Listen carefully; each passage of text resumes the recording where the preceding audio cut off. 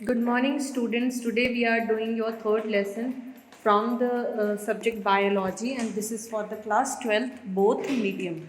And the name of your chapter 3 is the Manav Janan, or you can say human reproduction. Let's begin with the MCQs. निषेचन का संबंध किससे है? That means fertilization का संबंध किससे है? So the answer for it is नर युग्मक के केंद्रक का मादा युग्मक के केंद्रक से जुड़ जाना ही निषेचन है। सेकंड, विदलन निषेचित अंडों के विभाजन की ऐसी प्रक्रिया है जिसमें अंडा लगातार विभाजित होता है लेकिन आकार में वृद्धि नहीं होती है। भ्रूणीय झिल्लियाँ उपलब्ध कराती है। क्या भ्रूणीय झिल्लियाँ उपलब्ध कराती है? भ्रूण की रक्षा एवं पोषण उपलब्ध कराती है। एम्ब्रियो की प्रोटेक्शन और उसका न्यूट्रिशन उपलब्ध कराती है। जरावस्था या वयता का विज्ञान क्या कहलाता है? कालक्रम विज्ञान, दंत विज्ञान, वृद्ध रोग विज्ञान या स्त्री रोग विज्ञान? तो क्या कहलाता है? वृद्ध रोग। जरावस्था का मतलब ही होता है बुढ़ापा। पुरुष की प्रोटेस्ट ग्रंथि का प्रतिरूप मादा में क्या है? पुरुष की जो प्रोटेस्ट ग्रंथि का प्रतिरूप मादा में कौन सा होता है? फिफ्थ इज आंसर डी, इनमें से कोई भी नहीं होता है। मनुष्य होता है, मनुष्य कैसा होता है? जरायुज होता है। मध्य चक्र होता है ऋतुस्राव का, एस्ट्रोजन स्त्रावण का, गर्भाधान का, या सेवेंथ का आंसर हो जाएगा ऋतुस्राव का। मध्य चक्र होता है ऋतुस्राव का। मानव सहित बहुत से स्तनियों में जरावस्था का कारण क्या होता है? वातावरण में विपरीत परिवर्तन या आनुवांशिक कारकों तथा वातावरण के मध्य पारस्परिक प्रभाव या कुपोषण या तनाव या फिर उपयुक्त सभी। किस वजह से इंसान बूढ़ा होता है? तो इसका आंसर हो जाएगा आनुवांशिक कारकों तथा वातावरण के मध्य पारस्परिक प्रभाव की वजह से। ना मानव शरीर का कौन सा अंग पुनर्जनन को प्रदर्शित करता है? कौन सा ऐसा पार्ट है ह्यूमन बीइंग का जो वापस से रिजनरेट करता है? सो द आंसर इज मस्तिष्क। स्तनधारियों में निषेचन होता है, कहाँ पे होता है? फैलोपियन ट्यूब में होता है। स्तनधारियों के वृषण को ढकने वाले संपुट का क्या नाम होता है? अंडवा ट्यूनिलिका एल्बुजिनिया। सर्टोली कोशिका कहाँ पाई जाती है?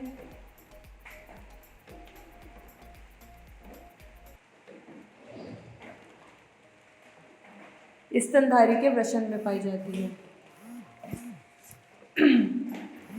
गैस्ट्रुला की गुहा कहलाती है, क्या कहलाती है गैस्ट्रुला की गुहा? ऑर्केनटेरॉन कहलाती है। 14 क्वेश्चन है, इम्प्लांटेशन वह क्रिया है जिसमें अंडे का निषेचन होता है। सेमिनिफेरम नलिकाएं पाई जाती है कहाँ पे? वृषण में। एक्रोसोम किससे रिलेटेड है? शुक्राणु से रिलेटेड है। सर्टोली कोशिका किससे रिलेटेड होती है? वृषण से। प्रोटेस्ट ग्रंथि किससे रिलेटेड है? यूरेथ्रा से। कॉर्पस ल्यूटेनियम किससे रिलेटेड होता है? प्रोजेस्टेरॉन से। ग्राफियन पुटिका रिलेटेड होती है अंडाशय से। प्राथमिक जननांग इज वृषण। अपर स्तननी अंडे इज रिलेटेड टू अपितकी। पुनर्जनन यकृत। डिंब कुंडिकाएं अंडाशय। प्रसव रिलैक्सिन।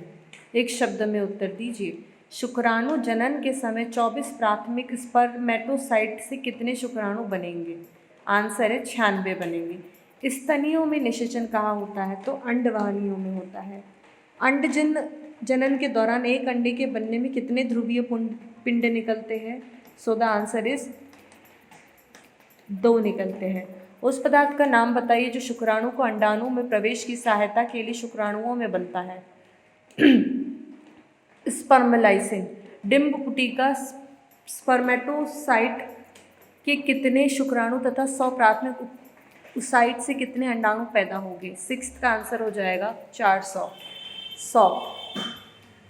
7th, स्तनी शुक्राणु का कौन सा भाग प्रकीर्णन का स्रावन करता है जिससे यह अंडाणु में प्रवेश कर सके? सिर। मनुष्य की उस विकासीय अवस्था का नाम बताइए जिसमें यह गर्भाशय की दीवार से प्रत्यारोपित होता है। फीटल अवस्था कहेंगे उसे। एक अंडाणु के निर्माण में कितने ध्रुवीय काय होते हैं? 3 होते हैं। शुक्राणु के द्वारा अंडाणु के कोरोना रेडिएटा में प्रवेश करने के लिए कौन सी प्रकीर्ण स्थापित किया जाता है? Sperm lysine. किस अंग में कॉर्पस ल्यूटिकम होता है? अंडाशय में होता है। मानव निषेचन कहाँ होता है? अंडवाहिनी में होता है। मानव गर्भावस्था कितने दिनों की होती है? 240 दिनों की होती है। मनुष्य के शुक्राणु में कितने ऑटोसोम होते हैं? 22 होते हैं। उस अवस्था का नाम बताइए जिसमें विकास कर रहा भ्रूण अंडाशय की दीवार पर स्थापित हो जाता है, तो उसे कहते हैं ब्लास्टुलुआ। ग्राफियन फॉलिकल से अंड के बाहर निकलने की प्रक्रिया क्या कहलाती है? तो इसका आंसर हो जाएगा अंडोत्सर्ग। रिक्त स्थान भरिए। मानव लैंगिक उत्पत्ति वाला है। मानव सजीव प्रकरक है। मानव में आंतरिक निषेचन होता है। नर एवं मादा युग्मक अगुणित होते हैं। युग्मनज द्विगुणित होता है। एक परिपक्व पुटक से अंडाणु के मोचित होने की प्रक्रिया को अंडोत्सर्ग कहते हैं। अंडोत्सर्ग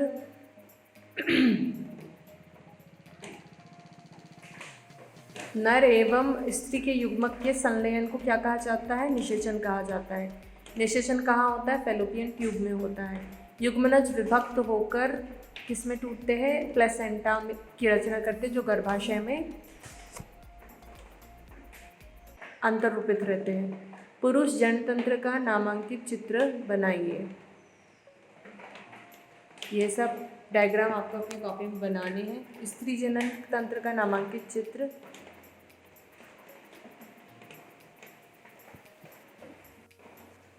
नाउ नेक्स्ट क्वेश्चन इज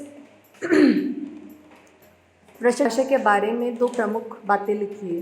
तो वृषण के क्या कार्य होते हैं? शुक्राणुओं का निर्माण करना, वृषण में स्थित अंतराली कोशिकाओं द्वारा नर हार्मोन उत्पन्न करना जिसके कारण में द्वितीयक लैंगिक लक्षणों का विकास होता है। अंडाशय के कार्य: पहला अंडाणु का निर्माण करना, दूसरा एस्ट्रोजन हार्मोन का स्रावन करना जो मादा में द्वितीयक लैंगिक लक्षणों के लिए उत्तरदायी है। शुक्रजनक नलिका की संरचना का वर्णन कीजिए। प्रत्येक वृषण नलिका के अंदर 1 से लेकर 3 अतिकुंडलित शुक्रजनक नलिकाएं या फिर जिसे हम सोमनीफेरस ट्यूबुलस कहते हैं वो होती है जिनमें शुक्राणु पैदा किए जाते हैं। प्रत्येक शुक्रजनक नलिका का भीतरी भाग 2 प्रकार की कोशिकाओं से स्तरित होता है जिन्हें नरजर्म कोशिकाएं और सटोरली कोशिकाएं कहते हैं। जैसे कि चित्र ए देखिए, ये किसका डायग्राम दिया है? सटोरली कोशिकाओं का दिया है। नरजर्म कोशिकाएं अर्धसूत्री विभाजन के फलस्वरूप शुक्राणुओं का निर्माण करती है जबकि सटोरली कोशिकाएं जर्म कोशिकाओं को पोषण प्रदान करती है। शुक्रजनक नलिकाओं के बाहरी क्षेत्र को अंतराली अवकाश कहा जाता है। इसमें छोटी छोटी रुधिर वाहिका और अंतराली या लीडिंग कोशिकाएं होती है। लीडिंग कोशिकाएं और अंतराली लीडिंग कोशिकाएं पुंजन नामक वृषण हार्मोन संश्लेषित व स्थापित करती है। यहाँ पर कुछ अन्य कोशिकाएं भी होती है जो प्रतिरक्षात्मक कार्य करने में सक्षम होती है। वृषण की शुक्रजनक नलिकाएं वृषण नलिकाओं के माध्यम से शुक्रवाहिकाओं में खुलती है। यह शुक्रवाहिका वृषण से चलकर अधिवृषण में खुलती है जो प्रत्येक वृषण के पश्च स्तर पर स्थिर होती है। यह अधिवृषण शुक्रवाहक की ओर बढ़ते हुए उदर की ओर ऊपर हो जाती है। मूत्राशय के ऊपर की ओर लूप बनाती है जिसमें शुक्राशय से एक वाहिनी आती है और मूत्र मार्ग में स्खलनीय वाहिनी के रूप में खुलती है। ये नलिकाएं वृषण से प्राप्त शुक्राणुओं का भंडारण तथा मूत्र मार्ग से इसका स्थानांतरण करती है। शुक्राणुजनक क्या होते हैं? प्रजनन अंगों में युग्मकों के निर्माण की प्रक्रिया को युग्मनज जनन कहते हैं। जब युग्मनज जनन की प्रक्रिया वृषण में होती है तब शुक्राणुओं का निर्माण होता है, तब इसे शुक्राणु जनन कहते हैं। शुक्राणुओं की निर्माण जनन उपकला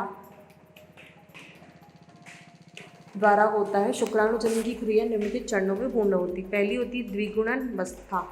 वृषण में शुक्राणु नलिकाओं की दीवार जर्मिनल एपिथेलियम से स्तरित होती है। कुछ जर्मिनल एपिथेलियम बड़े आकार की हो जाती है जिसे स्पर्मेटोगेनियम कहते हैं। जर्मीनियल एपिथेलियम में समसूत्री विभाजन द्वारा स्पर्मेटोगोनियम का निर्माण होता है। वृद्धि प्रावस्था, इस प्रावस्था में स्पर्मेटोगोनियम भोज्य पदार्थ का संचय करके आकार बड़ा हो जाता है, जिसे प्राथमिक स्पर्मेटोसाइट कहते हैं। ये डायग्राम दिया गया है युग्मनज जनन का। परिपक्वन प्रावस्था या मैच्योरेशन फेज, इस प्रावस्था में प्राथमिक स्पर्मेटोसाइट का देर तक विभाजन होता है। प्रथम विभाजन अर्धसूत्री होता है, जिसके गुणसूत्रों की संख्या आधी रह जाती है। इन अगुणित कोशिकाओं को द्वितीयक स्पर्मेटोसाइट कहते हैं। द्वितीयक स्पर्मेटोसाइट से दूसरा परिपक्व विभाजन होता है, जिससे 4 कोशिकाएं बनती है। इन कोशिकाओं को स्पर्मेटिड कहते हैं। इन 4 स्पर्मेटिड में 4 कोशिकाओं का निर्माण होता है। शुक्राणुओं का निर्माण होता है 4। शुक्राणु जनन की प्रक्रिया के नियमन में शामिल होने वाले हार्मोन कौन कौन से होते हैं? पहला गोनेड्रोयल, दूसरा गोनेड्रोयल रिलीजिंग हार्मोन, दूसरा ल्यूटिनाइजिंग हार्मोन LH, तीसरा फॉलिकल स्टिमुलेटिंग हार्मोन और चौथा टेस्टोस्टेरोन। शुक्राणु जनन एवं वीर्य सेचन की परिभाषा लिखिए। शुक्राणु जनन, अगुणित अचल व शुक्राणु कोशिकाओं का चल व प्रारूपिक शुक्राणु कोशिका में रूपांतरण शुक्राणु जनन कहलाता है। एंड स्परिमेशन, शुक्राणु जनन के पश्चात शुक्राणु का शीर्ष सटोली कोशिकाओं में से हो जाता है तथा अंत में शुक्राणु जनन नलिका से मुक्त हो जाते हैं। यह प्रक्रिया वीर्य सेचन कहलाती है। शुक्राणु का नामांकित आरेख बनाइए। शुक्राणु नर युग्मक है। यह अगुणित संरचना एवं नर जनन इकाई होती है। शुक्राणु जनन स्पर्मेटोजेनेसिस द्वारा शुक्राणु का निर्माण होता है। 3 भाग होते हैं। पहला सिर का भाग, मध्य भाग और टेल। सिर भाग, सिर का भाग आकार शंक्वाकार होता है। इस भाग पर एक्रोसोम पाया जाता है।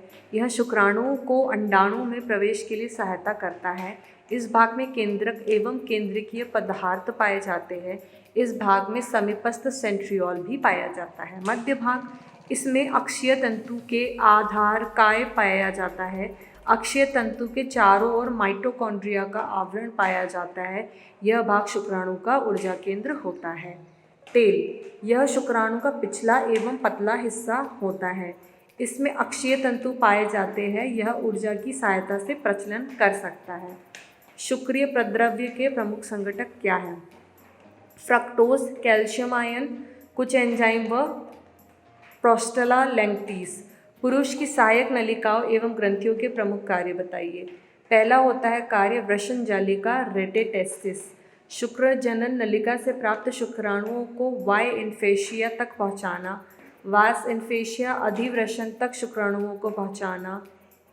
एपिडेमाइसिस, शुक्राणुओं को अधिवृषण में संग्रहित किया जाता है। यहाँ शुक्राणु का परिपक्वन होता है।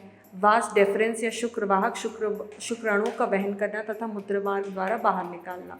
ग्रंथियों के कार्य प्रोटेस्ट ग्लैंड, इस ग्रंथि का स्त्राव शुक्राणुओं को सक्रिय बनाता है एवं विस्कंदन को रोकता है। बल्बोलेट्रॉल ग्लैंड, इसका स्त्राव मादा की योनि को मैथिन क्रिया को सुगम बनाता है। शुक्राशय, सेमिनल वेसिकल, इसका स्त्राव योनि मार्ग की अम्लीयता को समाप्त कर शुक्राणु की सुरक्षा करता है। अंडजनन क्या है? वह क्रिया जिसके द्वारा अंडाशय के अंदर अंडाणु का निर्माण होता है अंडजनन कहलाता है। कितनी अवस्था होती है इसकी? 3 अवस्था होती है। पहला पार्ट है प्रोलिफेरेशन प्रावस्था। इस प्रावस्था में अंडाशय के जनन स्तर की कोशिकाएं विभाजित होकर कोशिका गुच्छ बनाती है, जिसे पुटिका कहा जाता है। पुटिका की एक कोशिका बड़ी होकर के अलग छोटी छोटी कोशिकाएं बनाती है।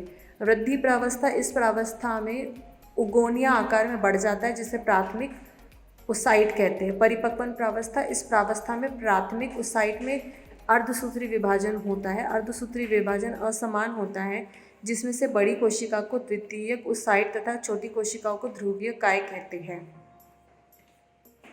अंडाशय के अनुपस्थ काट का नामांकित क्षेत्रफल कुछ इस प्रकार होता है।